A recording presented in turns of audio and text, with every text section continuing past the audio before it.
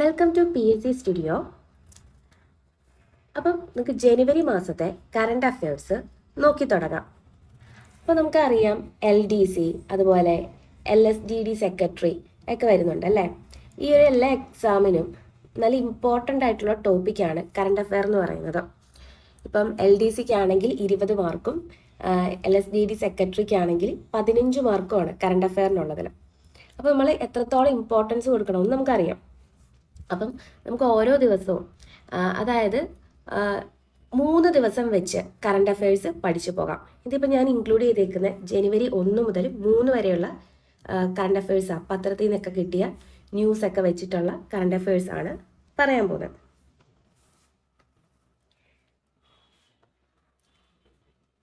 Smart സർക്കാരിൻ്റെ പുതുവത്സര സമ്മാനമെന്ന് മന്ത്രി രാജേഷ്. അപ്പം എന്താണ്, പ്രാദേശിക സർക്കാരുകളുടെ സേവനങ്ങൾ പൂർണ്ണമായും ഓൺലൈനാകുന്ന രാജ്യത്തെ ആദ്യത്തെ സംസ്ഥാനമായി കേരളം മാറും. അപ്പോൾ സ്മാർട്ട് എന്ന് പറയുന്ന ഒരു പുതിയ പദ്ധതി വന്നിട്ടുണ്ട്. സ്മാർട്ട് എന്ന് പറയുന്ന ഒരു പുതിയ പദ്ധതി വന്നിട്ടുണ്ട്. എന്താണ് സ്മാർട്ട്? തദ്ദേശ സ്ഥാപനങ്ങളുടെ എല്ലാ സേവനവും ഓൺലൈനായി ഒറ്റ പ്ലാറ്റ്ഫോമിൽ ലഭ്യമാക്കുക എന്ന എയിം വെച്ച് കൊണ്ടുവന്ന ഒരു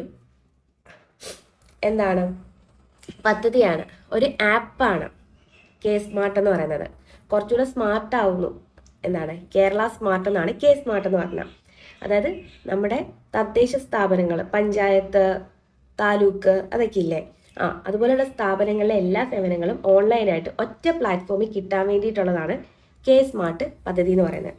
മന്ത്രി രാജേഷ് ആരാന്നറിയാലോ, നമ്മുടെ തദ്ദേശ സ്വയംഭരണ വകുപ്പ് മന്ത്രിയാണ് മന്ത്രി രാജേഷ്. അപ്പം ഇന്ന് മുതൽ, അതായത് ജനുവരി 1 എന്നാണ് ഉദ്ദേശിക്കുന്നത് കേട്ടോ. 2024 ജനുവരി 1, 2024 ജനുവരി 1 മുതൽ നഗരസഭകളിൽ, അതായത് മുനിസിപ്പാലിറ്റികളിൽ ഇത് നിലവിൽ വരും എന്ന് പറഞ്ഞിട്ടുണ്ട്. ഏപ്രിൽ 1 മുതലാണ് ഗ്രാമപഞ്ചായത്തുകളിൽ. ഓക്കെ, ഓർത്തോണം കേട്ടോ. എല്ലാ സേവനങ്ങളും ഒറ്റ പ്ലാറ്റ്ഫോമിൽ കിട്ടും. അതാണ് സ്മാർട്ട് പദ്ധതി എന്ന് നമ്മൾ പറഞ്ഞല്ലോ. അപ്പം ഫസ്റ്റ് ഘട്ടത്തിൽ എന്താണ്, ജനനമരണ, അതുപോലെ വിവാഹ രജിസ്ട്രേഷൻ, വ്യാപാരങ്ങൾക്കും വ്യവസായങ്ങൾക്കുമുള്ള ലൈസൻസുകൾ, അതുപോലെ വസ്തുനികുതി, കെട്ടിട നിർമ്മാണ അനുമതി, user management, building permission module, പൊതുജന പരാതി പരിഹാരം, ഇതെല്ലാം ഇതുപോലെയുള്ള സേവനങ്ങളായിരിക്കും ആദ്യം കിട്ടുന്നത്. എന്തൊക്കെയാണ്? ജനനമരണ, വിവാഹ രജിസ്ട്രേഷൻ, വ്യാപാരങ്ങൾക്കും വ്യവസായങ്ങൾക്കുമുള്ള ലൈസൻസുകൾ, വസ്തുനികുതി, കെട്ടിട നിർമ്മാണ അനുമതി, user management, building permission module, പൊതുജന പരാതി പരിഹാരം. ഇതൊക്കെയാണ് ആദ്യത്തെ ഘട്ടത്തിൽ കിട്ടുന്നത്.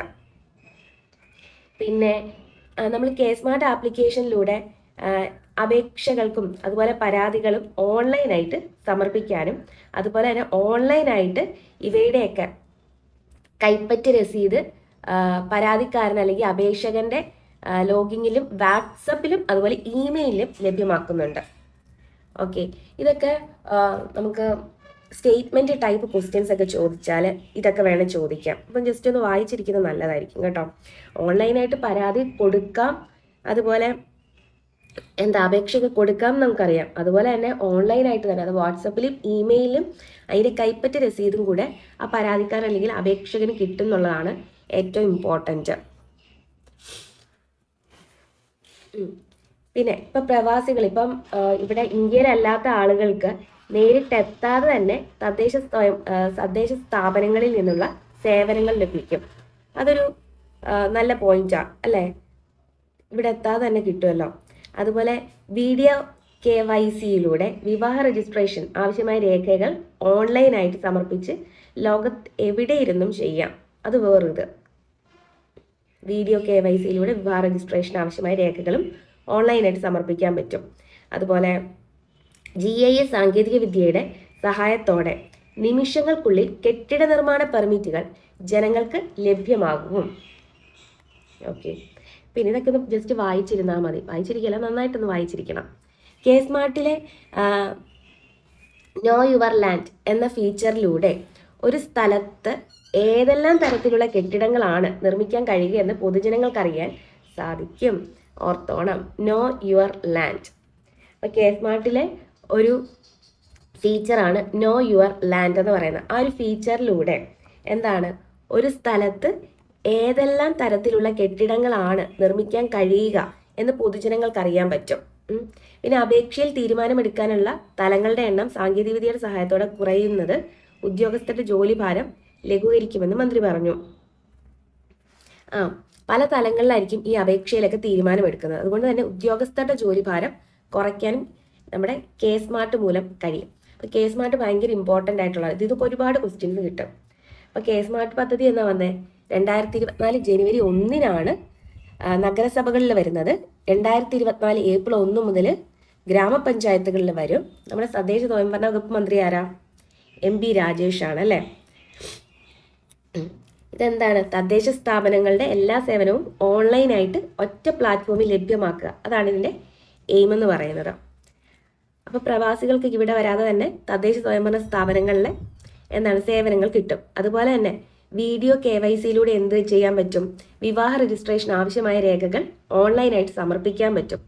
അതുപോലെ നമുക്കൊരു അപേക്ഷ അല്ലെങ്കിൽ പരാതി ഓൺലൈനായിട്ട് സമർപ്പിക്കാം.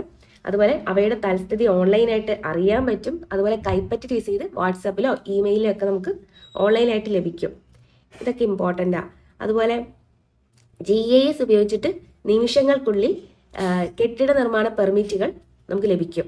പിന്നെ ഇതിനകത്തൊരു ഫീച്ചർ ഉണ്ടല്ലോ, നോ യുവർ ലാൻഡ്. ഈ നോ യുവർ ലാൻഡ് അനുസരിച്ച് എന്താണ് കിട്ടുന്നത്?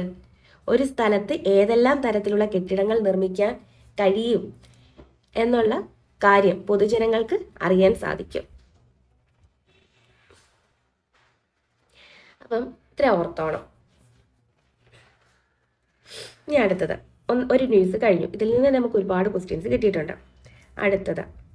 അടുത്തത് ഹാപ്പി ഒളിമ്പിക് ഇയർ എന്ന് പറഞ്ഞിട്ടുണ്ട്. വെൽക്കം 2024. അപ്പോൾ 2024 നമുക്കറിയാം എന്താ ഒളിമ്പിക്സ് സ്റ്റാർട്ട് ചെയ്യുക. പാരീസ് ഒളിമ്പിക്സ് പാരീസിൽ വെച്ചിട്ടാണ് 2024 ഒളിമ്പിക്സ്. അപ്പം ജൂലൈ 26-നാണ് 33ാമത്തെ ഒളിമ്പിക്സ് ആണ് ഈ വർഷം നടത്താൻ പോകുന്നത്. അപ്പം 2024 നടത്താൻ പോകുന്നത് 33ാമത്തെ ഒളിമ്പിക്സ് ആണ്. 33rd ഒളിമ്പിക്സ് ആണ്. ജൂലൈ 26-നാണ് സ്റ്റാർട്ട് ചെയ്യുന്നത് പാരീസിൽ. ഓഗസ്റ്റ് 11-ന് ഒളിമ്പിക്സ് സമാപിക്കും. അപ്പം ഈ ഒരു ഒളിമ്പിക്സിന്റെ പ്രത്യേകത എന്ന് പറയുന്നത് 329 മെഡൽ ഇവന്റുകളാണുള്ളത്. 33ാമത്തെയാണ് 329 ഇനങ്ങളാണുള്ളത്. 33ാമത്തത് 329 ഇനങ്ങളാണ് ഉള്ളത്. അതുപോലെ തന്നെ സ്ത്രീകളും അതായത് ഫീമെയിൽസും സ്ത്രീകളും പുരുഷന്മാരും ഇപ്രാവശ്യം ഈക്വലാണ്. അതൊരു ഫീമെയിൽസും മെയിൽസും ഈക്വൽ ആണ് ഇപ്രാവശ്യത്തെ പാരീസ് ഒളിമ്പിക്സിൽ. അത് ഈ ഒളിമ്പിക്സിൻ്റെ ഒരു പ്രത്യേകതയാണ്. ഇനിയിപ്പം ഇവിടെ കുറച്ച് ഒളിമ്പിക്സിൻ്റെ വെന്യൂസ് ആണ് പറഞ്ഞേക്കുന്നത്. അത് നമുക്കൊന്ന് നോക്കാം. ഒളിമ്പിക്സിൻ്റെ അല്ല, കുറച്ച് സ്പോർട്സിൻ്റെ വെന്യൂസ് ആണ്. യൂറോയുടെ, അതുപോലെ ICC women's, AFC Asian cup, അങ്ങനെ കുറച്ചെണ്ണത്തിൻ്റെ വെന്യൂ ആണ് പറഞ്ഞേക്കുന്നത്. നോക്കാം സ്പോർട്സ് വെന്യൂസ്. അപ്പം AFC ഏഷ്യൻ കപ്പ് ഫുട്ബോൾ 2024 നടക്കാൻ പോകുന്നത് ഖത്തറിലാണ്. AFC ഏഷ്യൻ കപ്പ് ഫുട്ബോൾ 2024 നടക്കുന്നത് ഖത്തറിലാണ്. ഈ കഴിഞ്ഞ FIFA നടന്നതും ഖത്തറിലായിരുന്നു അല്ലേ. അപ്പോൾ ഇത് ഓർത്തോണം. 2024 AFC ഏഷ്യൻ കപ്പ് ഫുട്ബോൾ 2024 ഖത്തറിലാണ്. അതുപോലെ 2024 വേൾഡ് ചെസ് ചാമ്പ്യൻഷിപ്പ് കാനഡയിലെ ടൊറന്റോയിലാണ് നടക്കുന്നത്. കാനഡയിലെ ടൊറന്റോയിലാണ് ചെസ് ചാമ്പ്യൻഷിപ്പ് നടക്കുന്നത്. ടൊറന്റോയിലാണ്. ICC 2020 വേൾഡ് കപ്പ് വെസ്റ്റ് ഇൻഡീസിലും അമേരിക്കയിലും കൂടിയാണ് നടക്കുന്നത്. കാരണം ഇത്തവണ 20 ടീമുകൾ പങ്കെടുക്കും കേട്ടോ. ICC 2020 വെസ്റ്റ് ഇൻഡീസിലും അമേരിക്കയിലുമാണ് നടക്കാൻ പോകുന്നത്. യൂറോ കപ്പ് ഫുട്ബോള് ജർമ്മനിയിലാണ്. വുറോ കപ്പ് ജർമ്മനി. പിന്നെ 48ാമത് കോപ്പ അമേരിക്ക ഫുട്ബോളാണ് നടക്കാൻ പോകുന്നത്. അത് കോപ്പ അമേരിക്ക അമേരിക്കയിലാണ്.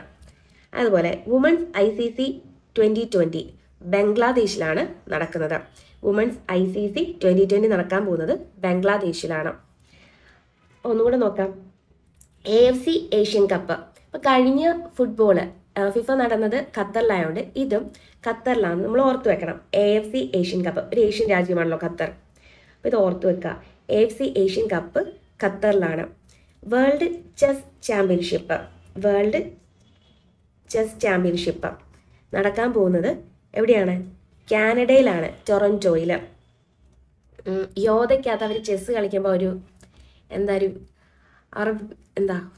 ഒരു ആറ്റിറ്റ്യൂഡ് എന്ന് പറഞ്ഞാൽ കാനാഡ ആ ഒരു രീതിയിലല്ലേ, അത് ഓർത്താൽ മതി. അപ്പം കാനഡയിലാണ് വേൾഡ് ചെസ് ചാമ്പ്യൻഷിപ്പ് ഇപ്രാവശ്യം നടക്കാൻ പോകുന്നത് എന്ന് ഓർക്കാം. ടൊറൻറ്റോയിൽ, കാനഡയിലെ ടൊറൻറ്റോയിലാണ്, ടൊറൻറ്റോ. ICC 2020 വേൾഡ് കപ്പ് നടക്കുന്നത് 2 സ്ഥലത്താണ്. ICC 2020 എവിടേക്കാണ്? വെസ്റ്റ് ഇൻഡീസിലും അമേരിക്കയിലുമാണ് നടക്കുന്നത്. ഇത്തവണ എന്താണ്? 2020 ആണ്. 20 ടീമുകൾ പങ്കെടുക്കുന്നു, ഓർത്തോ. അതുപോലെ Euro cup football, Euro cup ജർമ്മനിയിലാണ്. Euro cup many Euro cup ഉണ്ടെന്ന് ഓർത്താൽ മതി. ജർമ്മനിയുടെ മെനി മാത്രം എടുക്കുക. അപ്പം മെനി യൂറോ കപ്പ് ഉണ്ടെന്ന് ഓർക്കുക. Euro cup. അപ്പം ജർമ്മനിയിലാണ് ഇപ്രാവശ്യം യൂറോ കപ്പ് നടക്കുന്നത്. കോപ്പ അമേരിക്ക പേരിൽ തന്നെയുണ്ട്, അമേരിക്കയിലാണ് നടക്കാൻ പോകുന്നത്. ഇപ്രാവശ്യത്തെ കോപ്പ അമേരിക്ക 48ാമതാന്ന് ഓർക്കാം. 48. അപ്പോൾ ഈ കോപ്പ എന്നൊക്കെ പറഞ്ഞ് ഈ മണ്ണ് കൊണ്ടൊക്കെ ഉണ്ടാക്കുന്നതായിരിക്കും അല്ലേ.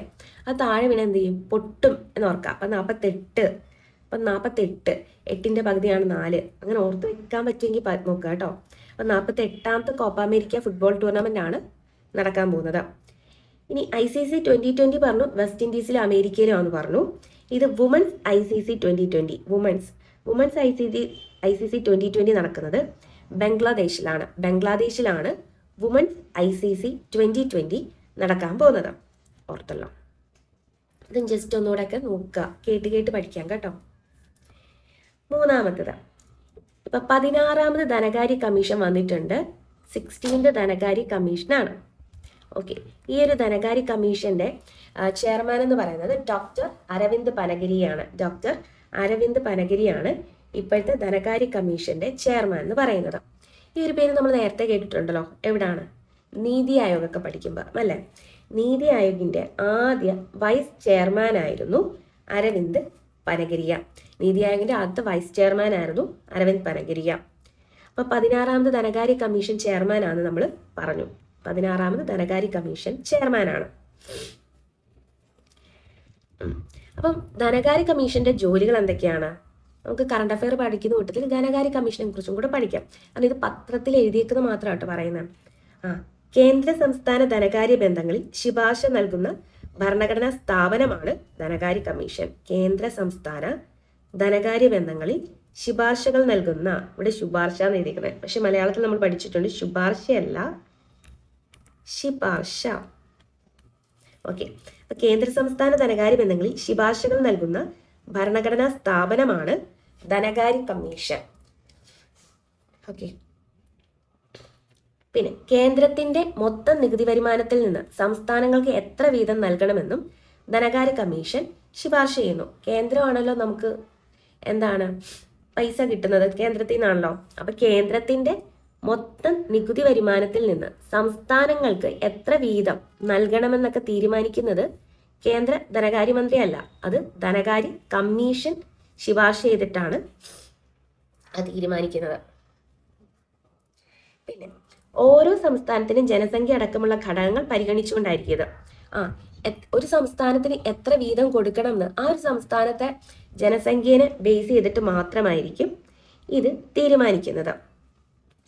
പിന്നെ 2005 ദുരന്ത നിവാരണ നിയമപ്രകാരം ഫണ്ടുകളുടെ അവലോകനം, വരുമാന വർധനയ്ക്കുള്ള ശുപാർശകൾ അടക്കം കമ്മീഷൻ നൽകും.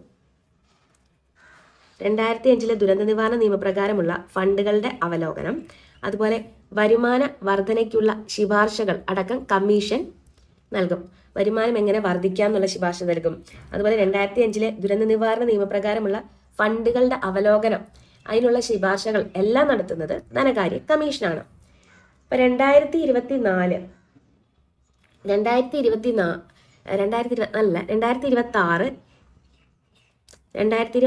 ഏപ്രിൽ 1 മുതൽ 5 വർഷത്തേക്കുള്ള നികുതി വിഹിതം പങ്കിടൽ നിരക്ക് ഈ കമ്മീഷനാണ് നിർദ്ദേശിക്കുന്നത്. ഇപ്പൊ പുതിയൊരു കമ്മീഷൻ വരുന്നുണ്ടല്ലോ. ആരാണ്? അരവിന്ദ് പനഗിരിയാണ് അതിന്റെ നേതൃത്വം കൊടുക്കുന്നതെന്ന് പറഞ്ഞു. അപ്പൊ ഈ ഒരു കമ്മീഷൻ വരുന്നത് 2026 ഏപ്രിൽ 1 മുതൽ 5 വർഷത്തേക്കാണ്. ഈ ഒരു 5 വർഷത്തേക്കുള്ള നികുതി വിഹിതം പങ്കിടൽ നിരക്ക് ഈ കമ്മീഷനാണ് നിർദ്ദേശിക്കുന്നത്. അതുപോലെ തന്നെ ഇവർ റിപ്പോർട്ട് 2025 ഒക്ടോബർ 31 മുൻപ് സമർപ്പിക്കണമെന്നും പറയുന്നുണ്ട്. 2025 ഒക്ടോബർ 31 മുൻപ് റിപ്പോർട്ട് സമർപ്പിക്കണം എന്നും പറയുന്നുണ്ട്. പിന്നെ 15ാം ധനകാര്യ കമ്മീഷന്റെ അധ്യക്ഷൻ നമുക്കറിയാം NK സിംഗ് ആണ് അല്ലെ. 16ാമത്തെ നമ്മൾ പറഞ്ഞു അരവിന്ദ് പനഗരിയാണ്. 15ാമത്തെ ഇപ്പൊ കഴിഞ്ഞത് NK സിംഗ് ആണ് ഇപ്പോൾ ഉള്ള. അതുപോലെ NK സിംഗ് മാത്രമല്ല 5 അംഗങ്ങളുണ്ട്. ഇവര് പറഞ്ഞത് നികുതി വരുമാനത്തിന്റെ 41% സംസ്ഥാനങ്ങൾക്ക് നൽകാനായിരുന്നു കമ്മീഷന്റെ ശുപാർശ. നികുതി വരുമാനത്തിന്റെ നികുതിയിൽ നിന്ന് കിട്ടുന്ന ആ ഒരു വരുമാനത്തിന്റെ 41% സംസ്ഥാനങ്ങൾക്ക് നൽകാനായിരുന്നു 15ാമത്തെ ധനകാര്യ കമ്മീഷൻ പറഞ്ഞത്. ഇതൊക്കെ ചോദിക്കാം. പിന്നെ അരവിന്ദ് പനഗരിയ എന്ന് പറഞ്ഞാൽ ജസ്റ്റ് പറയാം, കൊളംബിയ സർവകലാശാല പ്രൊഫസർ ആയിരുന്നു.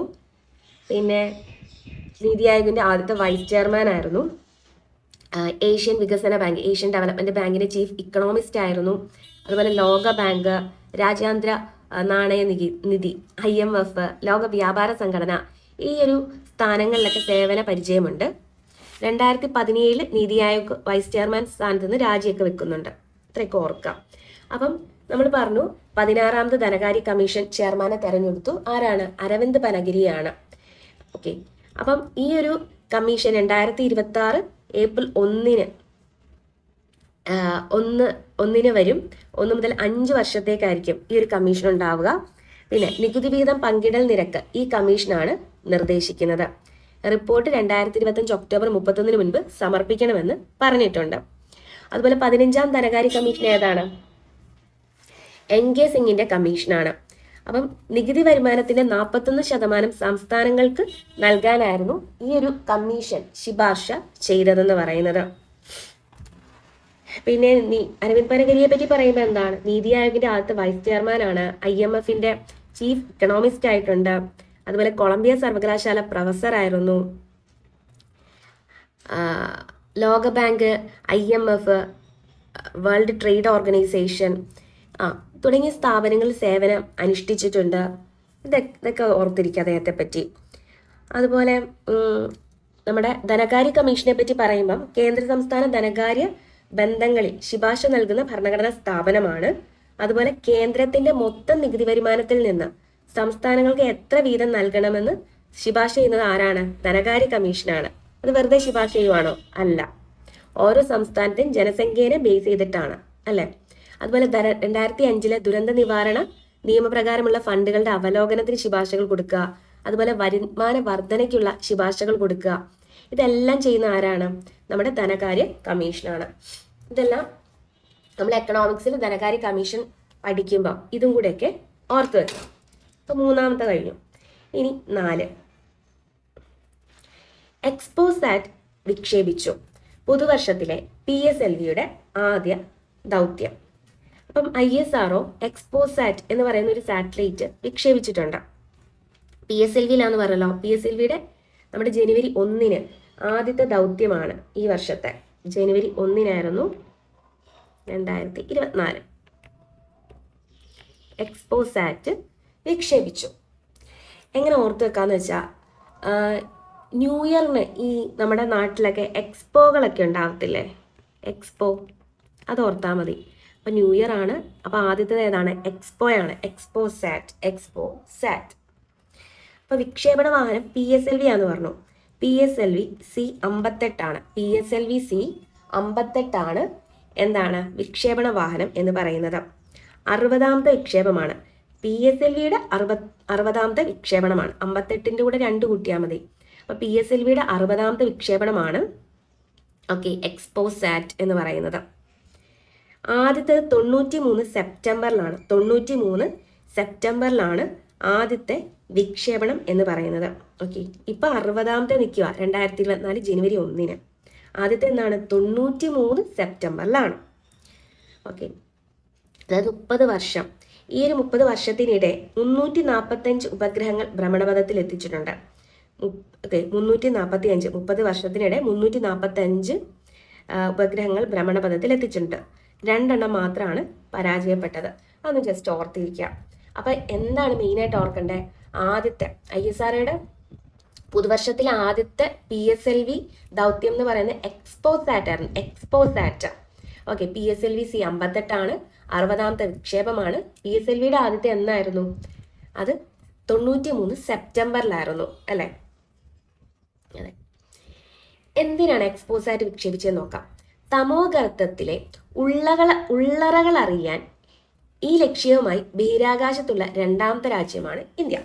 അപ്പൊ തമോഗർത്തങ്ങളിലെ ഉള്ളറകൾ അറിയാനാണ്, ബ്ലാക്ക് ഹോൾസിന്റെ ഒക്കെ ഉള്ളിൽ എന്താണെന്ന് അറിയാൻ വേണ്ടിയിട്ടാണ് എക്സ്പോസാറ്റ് വിക്ഷേപിച്ചത്. ചില എക്സ്പോയിലൊക്കെ പോകുമ്പം ഇങ്ങനെ ഗുഹയൊക്കെ ഉണ്ടാക്കി അവർ വെക്കുന്നത് കാണാം അല്ലെ? അപ്പൊ ബ്ലാക്ക് ഹോൾ അതാണെന്ന് ഓർത്താൽ മതി. അപ്പൊ അതിന്റെ ഉള്ളിലേക്ക് ചെല്ലാൻ പറ്റുള്ളൂ നമുക്ക്. തമോഗർത്തത്തിലെ ഉള്ളറകൾ അറിയുക എന്ന എയിം വെച്ചിട്ട് അയച്ചതാണ് എക്സ്പോസാറ്റ്. ആദ്യം അയക്കുന്നത് അമേരിക്കയാണ്, രണ്ടാമത് ഇന്ത്യ. ഇതുവരെ ഇന്ത്യ അമേരിക്ക മാത്രം തമോഗർത്തങ്ങളിലെ ഉള്ളറകൾ അറിയാമെന്ന് പറഞ്ഞ് സാറ്റലൈറ്റ്സ് വിക്ഷേപിച്ചിട്ടുള്ളൂ. ഓക്കെ, ആദ്യത്തെ അമേരിക്ക, രണ്ടാമത് ഇന്ത്യ. അതുപോലെ തന്നെ PSLV-C-58 എക്സ്പോസാറ്റ് മാത്രമല്ല കൊണ്ടുപോയത്, ഒരു സാധനം കൂടെ കൊണ്ടുപോകുന്നുണ്ട്, ഒരു ഉപഗ്രഹം കൂടെ. അതാണ് VSAT. VSAT നിർമ്മിച്ചത് LBS വുമൻസ് എഞ്ചിനീയറിംഗ് കോളേജിലെ വിദ്യാർത്ഥിനികളും ചേർന്നിട്ടാണ് VSAT വിക്ഷേപിച്ചത്. ഓക്കെ, ഈ VSAT എന്തിനാന്ന് വെച്ചാൽ അൾട്രാവയലറ്റ് രശ്മികൾ കേരളത്തിന്റെ കാലാവസ്ഥയെ എങ്ങനെ സ്വാധീനിക്കുന്നു എന്നാണ് VSAT പഠിക്കുന്നത്.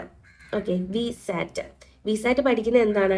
അൾട്രാവയലറ്റ് രശ്മികൾ നമ്മുടെ കേരളത്തിന്റെ കാലാവസ്ഥയെ എങ്ങനെ സ്വാധീനിക്കുന്നു. LBS ഉള്ളത് തിരുവനന്തപുരത്തല്ലേ? അപ്പൊ കേരളത്തിന്റെ കാലാവസ്ഥയെ എങ്ങനെ സ്വാധീനിക്കുന്നു എന്നാണ് പഠിക്കുന്നത്, ഇന്ത്യയുടെ അല്ല കേട്ടോ. LBS വുമൻസ് എഞ്ചിനീയറിംഗ് കോളേജിലെ വിദ്യാർത്ഥിനികളാണ് ഇത് നിർമ്മിച്ചിട്ടുള്ളത്. അതുപോലെ തന്നെ വിക്രം സാരാഭായ് സ്പേസ് സെന്ററും LBSും ചേർന്ന് വികസിപ്പിച്ച ഫ്യൂവൽ സെൽ പവർ സിസ്റ്റം ഉൾപ്പെടെ 9 ചെറു ഉപഗ്രഹങ്ങളും കൂടെ നമ്മുടെ PSLV-C-58 വിക്ഷേപിക്കുന്നുണ്ട്. ഓക്കെ, 2019 പുറത്തിറങ്ങിയ DL പതിപ്പാണ് ഇതിന് ഉപയോഗിച്ചത്. അത് ജസ്റ്റ് ഓർത്തിരിക്കുക, 2019 പുറത്തിറങ്ങിയ DL പതിപ്പാണ് ഇതിന് ഉപയോഗിച്ചത് എന്നുള്ളത്. അപ്പൊ എന്താണ്? PSLVയുടെ 60ാമത്തെ ദൗത്യമാണ് PSLV-C-58. അതിലെന്താണ്? നമ്മുടെ എക്സ്പോസാറ്റും VSATും വിക്ഷേപിക്കുന്നുണ്ട്. എക്സ്പോസാറ്റ് എന്താണ്? എക്സ്പോസാറ്റ് എന്ന് പറയുന്നത് തമോഗർത്തത്തിലെ ഉള്ളറകൾ അറിയാൻ വേണ്ടിയിട്ട് വിക്ഷേപിച്ചതാണ്. ആദ്യം വിക്ഷേപിക്കുന്ന അമേരിക്കയാണ്, രണ്ടാമത് ഇന്ത്യയാണ്. അതുപോലെ VSAT എന്താണ്? അൾട്രാവയലറ്റ് രശ്മികൾ കേരളത്തിന്റെ കാലാവസ്ഥയെ എങ്ങനെ സ്വാധീനിക്കുന്നു എന്ന് പഠിക്കാൻ വേണ്ടിയിട്ടാണ് VSAT വിക്ഷേപിച്ചത്. ആരൊക്കെയാണ്? LBS വുമൻസ് എഞ്ചിനീയറിംഗ് കോളേജിലെ വിദ്യാർത്ഥികൾ നിർമ്മിച്ചതാണ് അല്ലെ? അതുപോലെ വിക്രം സാരാഭായ് സ്പേസ് സെന്ററും LBSും ചേർന്ന് വികസിപ്പിച്ച ഫ്യൂവൽ സെൽ പവർ സിസ്റ്റം ഉൾപ്പെടെ 9 ചെറു ഉപഗ്രഹങ്ങളും കൂടെ വിക്ഷേപിക്കുന്നുണ്ട്. ഓക്കെ, 2019 പുറത്തിറങ്ങിയ DL പതിപ്പാണ് ഇതിനു വേണ്ടിയിട്ട് ഇവർ യൂസ് ചെയ്തത്. ഓർത്തോണം.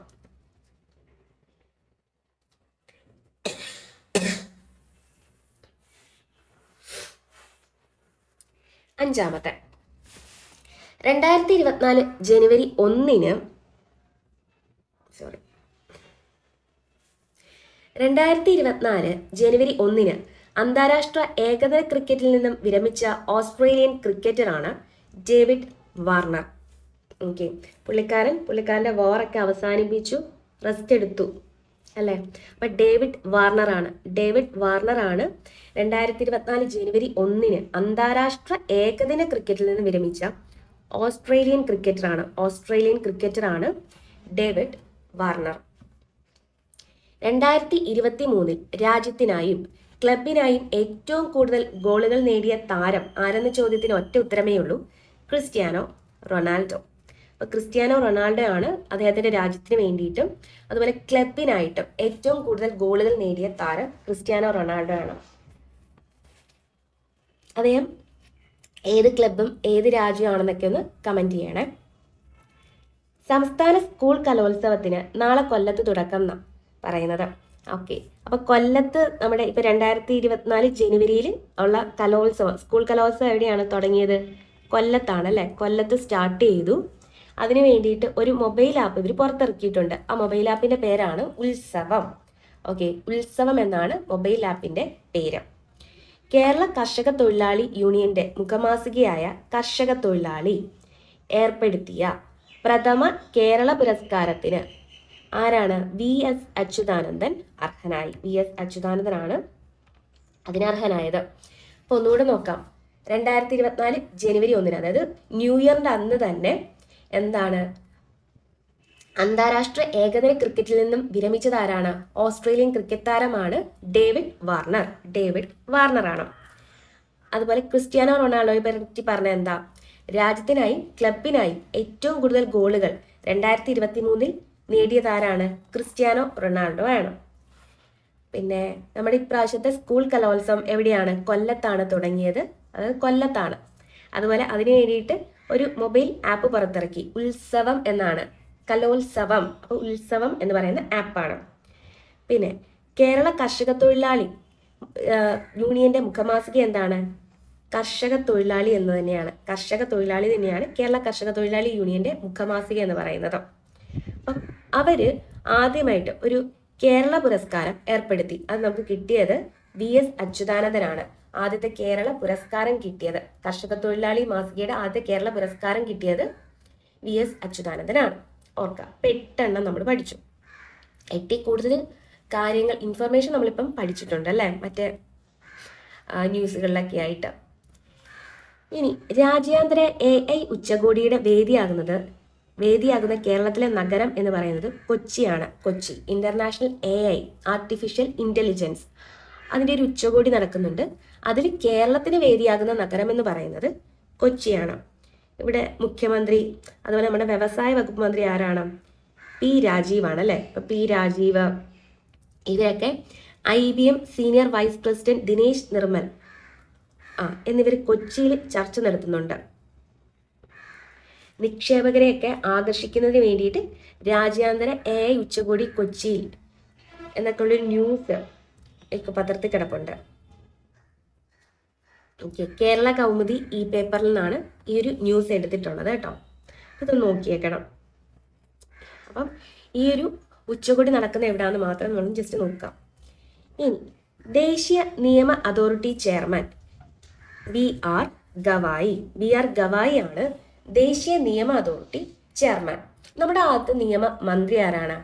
BR അംബേദ്കർ ആണ് അല്ലേ. ഇതെന്താണ്? നിയമ അതോറിറ്റി ചെയർമാൻ. ജസ്റ്റ് ഒന്ന് കണക്ട് ചെയ്ത് വെക്കാമെന്ന് നോക്കുക. BR ഗവായി.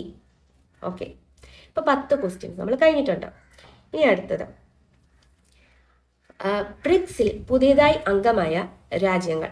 ഓക്കെ, ബ്രിക്സ് നമ്മൾ കേട്ടിട്ടുണ്ട് അല്ലെ. ബ്രിക്സ് എന്ന് പറഞ്ഞാൽ എന്താ? 5 രാജ്യങ്ങളുടെ കൂട്ടായ്മയായിരുന്നു ബ്രിക്സ് എന്ന് പറയുന്നത് അല്ലെ. ഏതൊക്കെ രാജ്യങ്ങളാണ്? ഓക്കെ, ഇവിടെ 5 രാജ്യങ്ങളുടെ കൊടിയൊക്കെ കൊടുത്തിട്ടുണ്ട്. ഇതൊന്ന് പറയാൻ പറ്റണേ. ഓക്കെ, അഥവാ ഇതിൽ പുതിയതായിട്ട് അംഗമായ രാജ്യങ്ങൾ എന്ന് പറയുന്നത് പുതിയൊരു 5 രാജ്യങ്ങളും കൂടെ വന്നു. ഒന്ന് Egypt, Ethiopia, Iran, Saudi Arabia, UAE. Egypt, Ethiopia, Iran, Saudi Arabia, UAE. ഓർക്കാം, Egypt, Ethiopia, Iran, Saudi Arabia, UAE.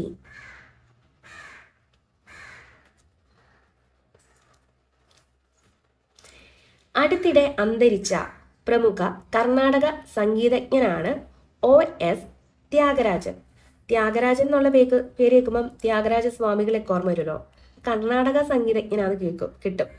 അപ്പം അദ്ദേഹം ഈയിടെ അന്തരിച്ചു എന്ന് ഓർത്താൽ മതി. OS ത്യാഗരാജനാണ് അടുത്തിടെ അന്തരിച്ച പ്രമുഖ കർണാടക സംഗീതജ്ഞനാണ്. തൊഴിൽ നിയമലംഘനവുമായി ബന്ധപ്പെട്ട് ബംഗ്ലാദേശ് കോടതി തടവ് ശിക്ഷയ്ക്ക് വിധിച്ച നോബൽ സമ്മാന ജേതാവാണ് മുഹമ്മദ് യൂനസിനെ ഈയിടെ ഏത് കോടതിയാണ്? ബംഗ്ലാദേശ് കോടതി തടവ് ശിക്ഷയ്ക്ക് വിധിക്കുന്നുണ്ട്. നൊബേൽ സമ്മാന ജേതാവൊക്കെയാണ് മുഹമ്മദ് യൂനസ് എന്ന് പറയുന്നത്. ഓക്കെ, മുഹമ്മദ് യൂനസ് ആണ്, നമ്മൾ എക്കണോമിക്സിൽ പഠിച്ചിട്ടുണ്ട്. പാവങ്ങളുടെ ബാങ്കർ എന്നൊക്കെ പറയുന്നത് മുഹമ്മദ് യൂനസ് ആണ് അല്ലേ. ഗ്രാമീണ ബാങ്കുകളൊക്കെ സ്റ്റാർട്ട് ചെയ്തു എന്നൊക്കെ പണ്ട് നമ്മൾ പഠിച്ചിട്ടുണ്ട്. അപ്പൊ അദ്ദേഹത്തെ തൊഴിൽ നിയമലംഘനവുമായി ബന്ധപ്പെട്ടാണ് ബംഗ്ലാദേശ് കോടതി തടവ് ശിക്ഷയ്ക്ക് വിധിച്ചത് മുഹമ്മദ് യൂനസിനെ. രാജ്യത്തെ ഏറ്റവും നീളം കൂടിയ കടൽപ്പാലം നിലവിൽ വരുന്നത് മുംബൈയിലാണ്. രാജ്യത്തെ ഏറ്റവും നീളം കൂടിയ കടൽപ്പാലം നിലവിൽ വരുന്ന എവിടെയാണ്? മുംബൈയിൽ. ഏറ്റവും നീളം കൂടുതലായതുകൊണ്ട് തന്നെ മുമ്പിൽ നിൽക്കും അല്ലേ, എല്ലാ കാര്യത്തിനും മുമ്പിൽ നിൽക്കും എന്ന് ഓർത്താൽ മതി. അപ്പോൾ മുംബൈയിലാണ്. അപ്പൊ അടുത്തിടെ അന്തരിച്ച പ്രമുഖ കർണാടക സംഗീതജ്ഞൻ ആരാണ്? OS ത്യാഗരാജനാണ്. OS ത്യാഗരാജൻ. അതുപോലെ തൊഴിൽ നിയമലംഘനവുമായി ബന്ധപ്പെട്ട് മുഹമ്മദ് യൂനസിനെ എന്താണ്? തടവ് ശിക്ഷയ്ക്ക് വിധിച്ചു അല്ലെ. നൊബേൽ സമ്മാന ജേതാവൊക്കെയാണ്. അദ്ദേഹത്തിന് എന്തിനാണ് നൊബേൽ സമ്മാനം കിട്ടിയതെന്ന് പറയണം കേട്ടോ. അപ്പം അദ്ദേഹത്തെ എന്താണ്? ബംഗ്ലാദേശ് കോടതിയാണ് തടവ് ശിക്ഷയ്ക്ക് വിധിച്ചത്. രാജ്യത്തെ ഏറ്റവും നീളം കൂടിയ കടൽപ്പാലം നിലവിൽ വരുന്ന എവിടെയാണ്? മുംബൈയിലാണ് അല്ലെ. മുംബൈയിൽ. ഇതൊന്നും കൂടെ പറയാം. ദേശീയ നിയമ അതോറിറ്റി ചെയർമാൻ ആരാണ്? BR ഗവായി. BR ഗവായി. ബ്രിക്സിൽ പുതിയതായി അംഗമായ രാജ്യങ്ങൾ ആതൊക്കെയാണ്? ഇസു നോക്കാൻ വേണമെങ്കിൽ തൊണ്ടയടപ്പായിരുന്നു. Egypt, Ethiopia, Iran, Saudi Arabia, UAE. Egypt, Ethiopia, Iran, Saudi Arabia, UAE. സംസ്ഥാനത്തെ തദ്ദേശ സ്വയംഭരണ സ്ഥാപനത്തിന് കീഴിലുള്ള ആദ്യ മലിനജല ശുദ്ധീകരണ പ്ലാന്റ് നിലവിൽ വന്നത് മഞ്ചപ്പാലം, കണ്ണൂർ മഞ്ചപ്പാലത്താണ്. എന്താണ്? സംസ്ഥാനത്തെ തദ്ദേശ സ്വയംഭരണ സ്ഥാപനത്തിന് കീഴിലുള്ള ഏതോ ലോക്കൽ സർവീസ് ഗവൺമെന്റിന് കീഴിലുള്ള ആദ്യത്തെ മലിനജല ശുദ്ധീകരണ പ്ലാന്റ് വന്നിട്ടുള്ളത് മഞ്ചപ്പാലമാണ്. കണ്ണൂർ മഞ്ചപ്പാലമാണ്. മലിനജലമൊക്കെ ശുദ്ധീകരിച്ച് എന്താ മഞ്ഞ കളറായി നോർത്താൽ മതി. മഞ്ചപ്പാലം ഉള്ളത് കാണാൻ തന്നെ പറ്റും. കണ്ണൂരാണ്. കണ്ണൂർ മഞ്ചപ്പാലത്താണ്. ഓക്കെ, അതൊരു തദ്ദേശ സ്വയംഭരണ സ്ഥാപനത്തിന് കീഴിലുള്ളതാണ്. നമ്മുടെ സംസ്ഥാനത്ത് തന്നെ ആദ്യത്തേതാണ്. 2023 ഡിസംബറിൽ മന്ത്രിമാർക്ക് ജില്ലകളുടെ രക്ഷാധികാരിയുടെ ചുമതല നൽകിയ സംസ്ഥാനമാണ് തെലങ്കാന. ഓക്കെ, അത് കഴിഞ്ഞ വർഷം അവസാനം 2023 ഡിസംബറിൽ ആ ഒരു സംസ്ഥാനത്തെ മന്ത്രിമാർക്ക് ഓരോ ജില്ലയുടെയും ഹെഡായിട്ട്, രക്ഷാധികാരിയായിട്ട് ഓരോ മന്ത്രിമാരെ ചുമതലപ്പെടുത്തി. എവിടെയാണ്? തെലങ്കാനയാണ്. തെലങ്കാന. ഓക്കെ, ഇവരൊക്കെ രക്ഷാധികാരിയായിട്ട് ഒരു ആനയുടെ പുറത്ത് ഇരിക്കുന്നതായിട്ട് സങ്കല്പിച്ചാൽ മതി ഓരോ ജില്ലയിലും. ഓക്കെ, തെലങ്കാന. ആഗോള കുടുംബ ദിനം ജനുവരി 1 ഓക്കെ, ആദ്യത്തെ ദിവസം തന്നെ, ഒരു മാസം തുടങ്ങുമ്പോൾ തന്നെ കുടുംബത്തിന് വേണ്ടി മാറ്റി വെക്കുക. ആഗോള കുടുംബ ദിനം ജനുവരി 1. പുതുവത്സരം 2024 ആദ്യം എത്തിയത് പസഫിക്കിലെ ചെറുദ്വീപ് രാജ്യമായ കിരിബാത്തി ദ്വീപിലാണ്. പിന്നീട് ന്യൂസിലാൻഡ്, രണ്ടാമത് ന്യൂസിലാൻഡ്. അപ്പൊ 2024 ആദ്യം എത്തിയത് എവിടെയാണെന്ന് ചോദിച്ചാൽ ആദ്യം ചെറിയ സ്ഥലങ്ങളിൽ പോയിട്ട് വരാം. 2024 ഓർക്കുക. അപ്പൊ പസഫിക് സമുദ്രത്തിലെ ഒരു ചെറിയ ദ്വീപ് കൺട്രിയാണ് കിരിബാത്തി. കിരിബാത്തി. ആദ്യം കുളിക്കുക, ബാത്തെന്ന് ഓർക്കുക. ആദ്യം കുളിച്ചിട്ടൊക്കെ വരാമെന്ന് ഓർത്തു കിരിബാത്തിയിൽ പോയി. കിരിബാത്തിയിലാണ്. പിന്നീട് ഈ ന്യൂസുമായിട്ട് 2024 വന്നേ എന്നുള്ള ന്യൂസുമായിട്ട് ന്യൂസിലാൻഡിൽ ചെന്നു നോക്കാൻ മതി. ഫസ്റ്റ് കിരിബാത്തി, രണ്ടാമത് ന്യൂസിലാൻഡ്. ഓർത്തോണം. അപ്പൊ സംസ്ഥാനത്ത് തദ്ദേശ സ്വയംഭരണ സ്ഥാപനത്തിന് കീഴിലുള്ള ആദ്യ മലിന ജല ശുദ്ധീകരണ പ്ലാന്റ് നിലവിൽ വന്നിട്ടുള്ളത് കണ്ണൂർ മഞ്ചപ്പാലമാണ്. അതുപോലെ 2023 ഡിസംബറിൽ മന്ത്രിമാർക്ക് ജില്ലകളുടെ രക്ഷാധികാരിയുടെ ചുമതല നൽകിയ സംസ്ഥാനം ഏതാ? തെലങ്കാന. ആഗോള കുടുംബദിനം ആചരിക്കുന്നത് ജനുവരി 1. പുതുവത്സരം ആദ്യം എത്തിയത് പസഫിക്കിലെ ചെറു ദ്വീപായ ഏത് ദ്വീപിലാ? ദ്വീപ് രാഷ്ട്രമാണ്, കിരിബാത്തിയിലാണ്. അതിന് പിന്നാലെ ന്യൂസിലാൻഡിലാണ്. ഇനി കേരള ബാലസാഹിത്യ ഇൻസ്റ്റിറ്റ്യൂട്ടിന്റെ 2023 ബാലസാഹിത്യ പുരസ്കാരം. 2023 ബാലസാഹിത്യ പുരസ്കാരങ്ങൾ നോക്കാം. 1. സമഗ്ര സംഭാവന. സമഗ്ര സംഭാവന കിട്ടിയത് ഉല്ലല ബാബുവിനാണ്. സമഗ്ര സംഭാവന ഉല്ലല ബാബു. ഓക്കെ, സമഗ്ര സംഭാവന കിട്ടുമ്പോൾ നമുക്ക് ഭയങ്കര ഹാപ്പി ആവല്ലേ. അപ്പൊ ഉല്ലല ഒരു പാട്ട് പോലില്ലേ, ഉല്ലാല ഉല്ലാല, അങ്ങനെ ഉല്ലല ബാബുവാണ്. ഭയങ്കര ഹാപ്പി ആവും ഓർത്താൽ മതി. സമഗ്ര സംഭാവന ഉല്ലല ബാബു. മികച്ച കഥ അല്ലെങ്കിൽ നോവലിനുള്ള പുരസ്കാരം KV മോഹൻകുമാറിനാണ്. നമ്മൾ പഠിച്ചിട്ടുണ്ട് വയലാർ അവാർഡ്. KV മോഹൻകുമാർ. ഉഷ്ണരാശി, കടപ്പുറത്തിന്റെ ഇതിഹാസമായിരുന്നു തോന്നുന്നു അല്ലെ. ആ ഒരു KV മോഹൻകുമാർ തന്നെയാണ്. അപ്പൊ മികച്ച കഥാ നോവലിനുള്ള പുരസ്കാരം കിട്ടിയത് KV മോഹൻകുമാറിനാണ്.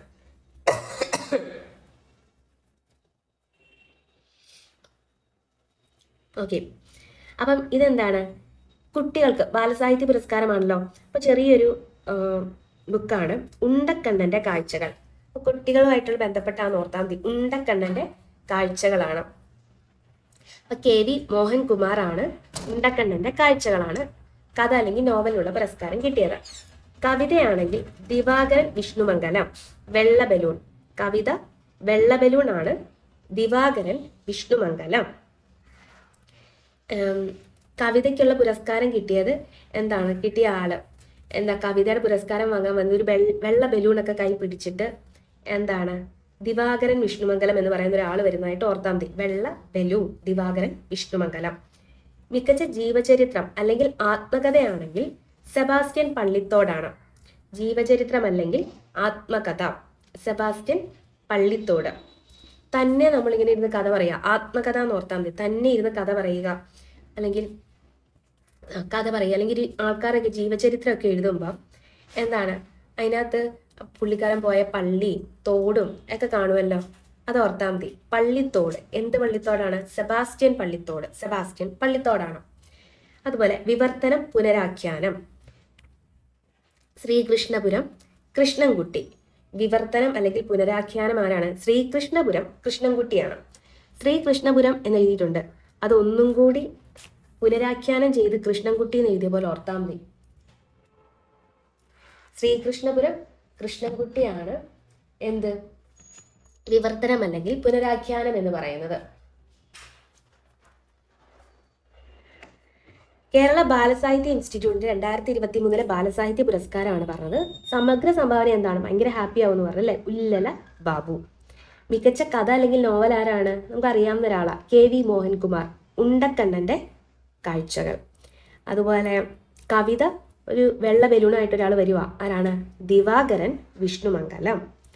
അതുപോലെ ജീവചരിത്രം അല്ലെങ്കിൽ ആത്മകഥ പള്ളിത്തോടാണ്, സെബാസ്റ്റ്യൻ പള്ളിത്തോട്.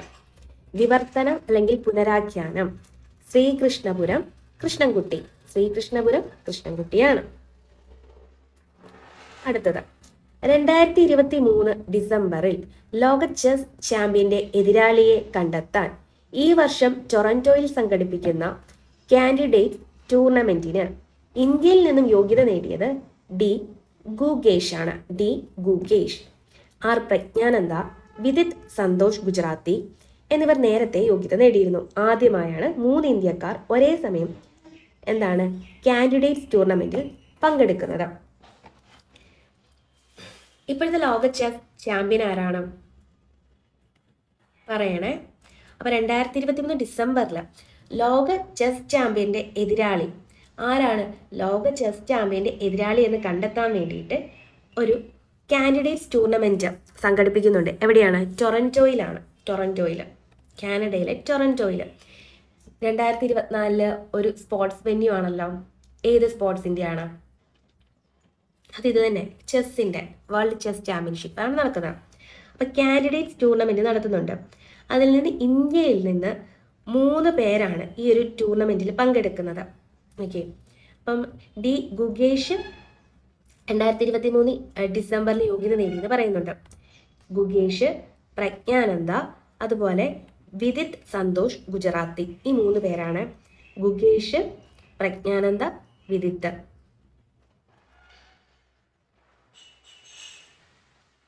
ഓക്കെ, പ്രജ്ഞാനന്ദ എല്ലാവർക്കും തന്നെ അറിയാം. ആർ പ്രജ്ഞാനന്ദ. അതുപോലെ ഗുകേഷ് ഓർത്തോണം, ഗുകേഷ്.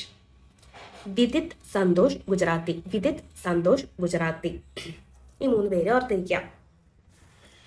അടുത്തിടെ YSR അതായത് യുവജന ശ്രമിക ഋതു കോൺഗ്രസ് പാർട്ടിയിൽ ചേർന്ന മുൻ ക്രിക്കറ്റ് താരമാണ് അമ്പാട്ടി റായിഡു എന്ന് പറയുന്ന ഒരു ക്രിക്കറ്റ് താരം YSR എന്ന് പറയുന്ന കോൺഗ്രസ് പാർട്ടിയിൽ ചേരുന്നുണ്ട്. YSR എന്താണ്? യുവജന ശ്രമിക ഋതു എന്നാണ്.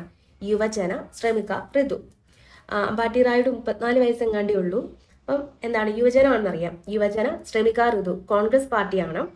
അതിൽ മുൻ ക്രിക്കറ്റ് താരമായിരുന്ന അമ്പാട്ടി റായിഡു ജോയിൻ ആവുന്നുണ്ട്. അമ്പാട്ടി റായിഡു.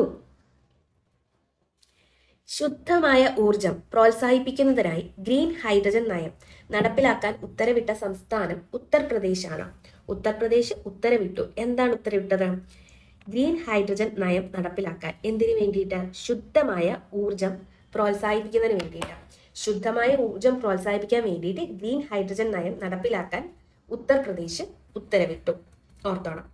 2023, അത് കഴിഞ്ഞ വർഷം, ദേശീയ സ്കൂൾ സീനിയർ അത്ലറ്റിക് മീറ്റിൽ, ഇന്ത്യ മുഴുവനാണ് സ്കൂൾ സീനിയർ അത്ലറ്റിക് മീറ്റിൽ കിരീടം കിട്ടിയത് നമുക്കാണ്. കേരളത്തിലാണ് അത്ലറ്റിക് മീറ്റിൽ കിരീടം കിട്ടിയത്. വേദി എവിടെയായിരുന്നു? മഹാരാഷ്ട്രയിലാണ്. വേദി മഹാരാഷ്ട്രയിലാണ്. മഹാരാഷ്ട്ര എന്ന് പറഞ്ഞാൽ വലിയ രാഷ്ട്രം എന്ന് ഓർത്താൽ മതി. അത്രയും വലിയ രാഷ്ട്രം ഉണ്ടെങ്കിലുള്ളൂ ഇന്ത്യയിലെ മൊത്തം അത്ലറ്റിക്സ് മേഖലയിലുള്ള കുട്ടികളെ ഓരോ സ്പോർട്സിൽ ഇൻക്ലൂഡ് ചെയ്യാൻ പറ്റുള്ളൂ അല്ലേ എന്ന് ഓർത്താൽ മതി. ഇപ്പൊ വേദി മഹാരാഷ്ട്രയായിരുന്നു, പക്ഷെ കിരീടം കേരളത്തിനായിരുന്നു. അപ്പൊ ദേശീയ സ്കൂൾ സീനിയർ അത്ലറ്റിക് മീറ്റിൽ കിരീടം ആർക്കായിരുന്നു? 2023 കേരളത്തിനായിരുന്നു. എവിടെ വെച്ചിട്ടായിരുന്നു? മഹാരാഷ്ട്രയില്. 2024 ജനുവരി 1 ശക്തമായ ഭൂകമ്പമുണ്ടായ രാജ്യമാണ് ജപ്പാനിൽ. അതായത് നമ്മുടെ ന്യൂ ഇയറിന്റെ അന്ന് തന്നെ ഒരു ഭൂകമ്പം ഉണ്ടായി. എവിടെ? ജപ്പാനിൽ ഉണ്ടായി. ഓർത്തോണം. അപ്പം അടുത്തിടെ YSR എന്താണ്? യുവജന ശ്രമിക ഋതു, ഒരു കോൺഗ്രസ് പാർട്ടിയാണ്. ഇതിൽ അംഗമായ ക്രിക്കറ്റ് താരമാണ് അമ്പാട്ടി റായിഡു. ശുദ്ധമായ ഊർജം പ്രോത്സാഹിപ്പിക്കുന്നതിന് വേണ്ടിയിട്ട് ഗ്രീൻ ഹൈഡ്രജൻ നയം നടപ്പിലാക്കാൻ ഉത്തരവിട്ടത് ആരാണ്? ഉത്തർപ്രദേശാണ്. ദേശീയ സ്കൂൾ സീനിയർ അത്ലറ്റിക് മീറ്റിംഗിൽ, അതായത് 2023 കിരീടം കിട്ടിയത് കേരളത്തിലും നടത്തുന്നത് എവിടെയാണ്? മഹാരാഷ്ട്രയിലാണ്. 2024 ജനുവരി 1 ശക്തമായ ഭൂകമ്പം ഉണ്ടായ രാജ്യം ജപ്പാനാണ്. സംസ്ഥാന മലിനീകരണ നിയന്ത്രണ ബോർഡ് ചെയർപേഴ്സൺ ആയി തെരഞ്ഞെടുക്കപ്പെട്ടത് എസ് ശ്രീകലയാണ്. എസ് ശ്രീകലയാണ്. എന്താണ്? സംസ്ഥാന മലിനീകരണ നിയന്ത്രണ ബോർഡിന്റെ ചെയർപേഴ്സൺ. നമ്മുടെ കേരള പൊല്യൂഷൻ കൺട്രോൾ ബോർഡിന്റെ ഇപ്പോഴത്തെ ചെയർപേഴ്സൺ ആരാണ്? എസ് ശ്രീകലയാണ്. എസ് ശ്രീകല. അതായത് നമ്മൾ പൊല്യൂഷനൊക്കെ എന്താണ് കൺട്രോൾ ചെയ്ത് കൊണ്ടുപോകണം അല്ലെ? യെസ്. പൊല്യൂഷൻ കൺട്രോൾ ചെയ്ത് പോവുക എന്ന് പറയുന്നതിന് ഒരു കലയാണ് അല്ലെ? ഇപ്പം പൊല്യൂഷനൊക്കെ കൺട്രോൾ ചെയ്യുന്നതിന് വേണ്ടിയിട്ട് ആളുകൾ പ്ലാസ്റ്റിക് ഒക്കെ വെച്ചിട്ട് ഓരോ കരകൗശല വസ്തുക്കളൊക്കെ ഉണ്ടാക്കും അല്ലെ? അങ്ങനെ ഓർത്താൽ മതി. കല. അപ്പൊ എസ് ശ്രീകലയാണ് സംസ്ഥാന മലിനീകരണ നിയന്ത്രണ ബോർഡിന്റെ ഇപ്പോഴത്തെ ചെയർപേഴ്സൺ എന്ന് പറയുന്നത്. 33 വർഷത്തിന് ശേഷം പശ്ചിമഘട്ട മേഖലയിലെ പെരിയാർ മേഘമല നിരകളിൽ നിന്ന് ഗവേഷകർ കണ്ടെത്തിയ വെള്ളിവരയൻ വിഭാഗത്തിൽപ്പെട്ട ചിത്രശലഭമാണ് Meghamalai cloud forest silver line, അല്ലെങ്കിൽ മേഘമല വെള്ളിവരയൻ. മേഘമല വെള്ളിവരയൻ അല്ലെങ്കിൽ Meghamalai cloud forest silver line. കണ്ടോ? സിൽവർ ലൈൻ ഒക്കെ ഉണ്ട് ഈ ഒരു ചിത്രശലഭത്തിന്റെ ദേഹം നോക്കിയാൽ. 33 വർഷത്തിന് ശേഷമാണ് എന്താണ് നമ്മുടെ വെസ്റ്റേൺ ഗട്ട്സിൽ നിന്നും പെരിയാർ മേഘമല നിരകളിൽ നിന്നാണ്. അപ്പൊ മേഘമല എന്ന് പറയുന്ന പേര് വരുമല്ലോ. അവിടെ നിന്നാണ് വെള്ളിവരയൻ വിഭാഗത്തിൽപ്പെട്ട, ഇതൊരു വെള്ളിവരയൻ വിഭാഗത്തിൽപ്പെട്ട ചിത്രശലഭമാണ്. പേരെന്താണ്? മേഘമലയുടെ പേര് തന്നെ കൊടുത്തു, മേഘമലൈ ക്ലൗഡ് ഫോറസ്റ്റ് അല്ലേ മേഘമല എന്ന് പറയുന്നത്. അപ്പൊ Meghamalai cloud forest silver line, just silver line add ചെയ്തു. വെള്ളിവരയനാണല്ലോ, അത്രേ ഉള്ളൂ. മേഘമല വെള്ളിവരയൻ, അതാണ് ഇതിന്റെ പേര്. ഓർത്തോണം. എവിടെ നിന്ന് കണ്ടെത്തിയേ? പെരിയാർ മേഘമല നിരകളിൽ നിന്നാണ്. 33 വർഷത്തിന് ശേഷമാണ്. അത്ര ഓർത്താൽ മതി. സബർമതി ചാരിറ്റബിൾ സൊസൈറ്റി ഏർപ്പെടുത്തിയ സംഗീത രംഗത്തെ സമഗ്ര സംഭാവനയ്ക്കുള്ള KP ഉദയഭാനു സ്മാരക പുരസ്കാരം ആർക്കാണ്? രമേശ് നാരായണനാണ് കിട്ടിയത്. രമേശ് നാരായണനാണ്. 11,111 രൂപയാണ് കിട്ടിയത്. അതും ഫലകവുമാണ് പുരസ്കാരം എന്ന് പറയുന്നത്. KP ഉദയഭാനു പുരസ്കാരം ആരാണ് ഏർപ്പെടുത്തുന്നത്? സബർമതി ചാരിറ്റബിൾ സൊസൈറ്റി ആണ് KP ഉദയഭാനു സ്മാരക പുരസ്കാരം ഏർപ്പെടുത്തുന്നത്. അത് കിട്ടിയത് രമേശ് നാരായണനാണ്. KP ഉദയഭാനു പുരസ്കാരം രമേശ് നാരായണനാണ് കിട്ടിയത്. രമേശ് നാരായണൻ ഓർത്തു വെക്കാം. അപ്പൊ സംസ്ഥാന മലിനീകരണ നിയന്ത്രണ ബോർഡിന്റെ ഇപ്പോഴത്തെ ചെയർപേഴ്സൺ ആരാണ്? എസ് ശ്രീകലയാണ്. പശ്ചിമഘട്ട പെരിയാർ മേഘമല നിരകളിൽ കണ്ടെത്തിയ പുതിയ ഒരു വെള്ളിവരയൻ വിഭാഗത്തിൽപ്പെട്ട ചിത്രശലഭത്തെ കണ്ടെത്തി. ഏതാണ്? Meghamalai cloud forest silver line അല്ലെങ്കിൽ മേഘമല വെള്ളിവരയനാണ്. സബർമതി ചാരിറ്റബിൾ സൊസൈറ്റി ഏർപ്പെടുത്തുന്നതാണ് KP ഉദയഭാനു സ്മാരക പുരസ്കാരം. അത് ഇപ്രാവശ്യം കിട്ടിയത് ആർക്കാണ്? രമേശ് നാരായണനാണ്. 11,111 രൂപയും അതുപോലെ ഫലകവുമാണ് അവാർഡായിട്ട് കിട്ടുന്നത്. ഇത്രയാണ് ജനുവരി 1 മുതൽ 3 വരെയുള്ള കറണ്ട് അഫെയർ എന്ന് പറയുന്നത്. ഇത് ഞാൻ ക്വസ്റ്റ്യൻസ് ആയിട്ട് വേണമെങ്കിൽ ആരെങ്കിലും ആവശ്യപ്പെടുകയാണെങ്കിൽ, ഒരാൾ ആവശ്യപ്പെട്ടാൽ തന്നെ ഞാൻ ഇടുന്നതായിരിക്കും. ഓക്കെ, അപ്പം നിങ്ങൾ ഇത്രയും പഠിച്ചത് എവിടം വരെ എത്തി എന്നൊക്കെ ഒന്ന് ജസ്റ്റ് അറിയാൻ പറ്റുമല്ലോ, റിവൈസ് ചെയ്യാൻ വേണ്ടിയിട്ടൊക്കെ. അപ്പം ആർക്കെങ്കിലും ക്ലാസ് ഇഷ്ടപ്പെട്ടെങ്കിൽ ലൈക്ക് ചെയ്യുക. ഓക്കെ, അത്രയേ ഉള്ളൂ. താങ്ക്